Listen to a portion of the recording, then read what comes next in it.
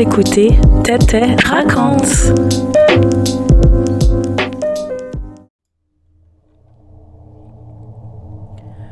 Contes et légendes québécoises, la Dame Blanche. Connaissez-vous la chute Montmorency, sur la côte de Beaupré, tout près de Québec? Au fil des ans, plusieurs personnes ont juré y avoir vu, quand la nuit tombe, une silhouette féminine, fine et blanche. C'est celle de Mathilde Robin, morte en 1759, ou plutôt celle du fantôme de cette femme qu'on appelle désormais la Dame Blanche. Remontant le fil du temps jusqu'en 1759, Mathilde vit sur la côte de Beaupré. Elle est pleinement heureuse parce qu'à la fin de l'été, elle épousera le beau Louis qui fait battre son cœur. Mathilde a cousu elle-même sa robe de mariée blanche comme il se doit. Quelques rumeurs planent sur Québec, comme quoi les Anglais voudraient s'emparer de la ville, mais Mathilde n'y prête pas attention. Rien, mais rien, ne peut assombrir son bonheur. Et rien, sauf la guerre. Le 31 juillet, tout bascule. Des cris retentissent soudain. « Les Anglais sont là! Au pied de la chute! Ils veulent prendre Québec aux mains de la France! » Les femmes et les enfants se réfugient dans la forêt pour attendre la fin des combats. Les hommes vont prêter main forte aux soldats français.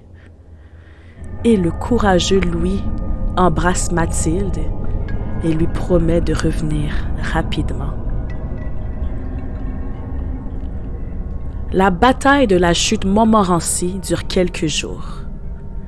Quand enfin elle cesse, malgré le triste tableau des soldats des deux camps morts ici et là, des cris de joie remontent dans le ciel de Québec.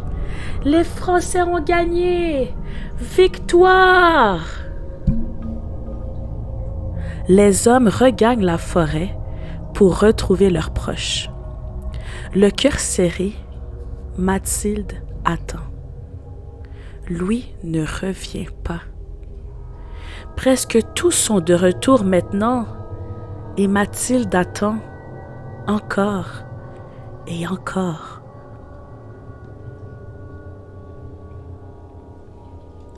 C'est un commandant qui lui apprend la terrible nouvelle. Louis est mort au combat. Il ne reviendra pas. Folle de douleur, elle court vers sa maison, enfile sa robe de mariée blanche, pose son voile sur ses cheveux. Mathilde Robin se dirige ensuite vers la chute où son fiancé et elle aimaient tant se promener. Cette chute au pied de laquelle Louis a péri.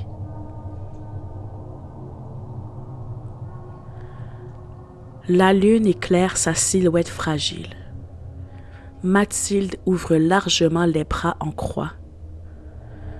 Dans un dernier gémissement de douleur, elle se laisse tomber dans les eaux tumultueuses de la chute Montmorency.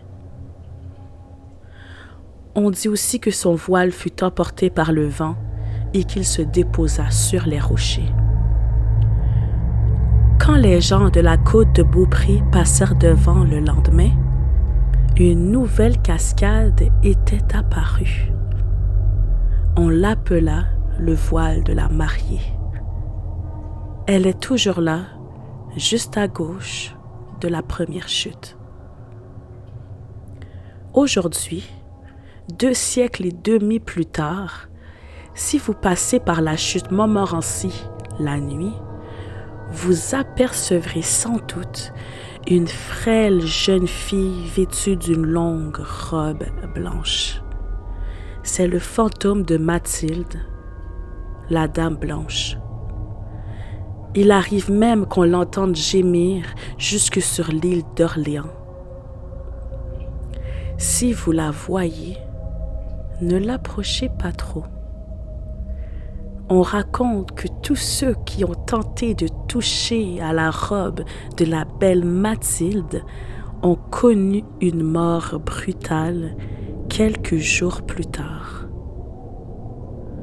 Alors, contentez-vous de regarder de loin le voile de la mariée et cette dame blanche qui pleure pour toujours la mort de son fiancé.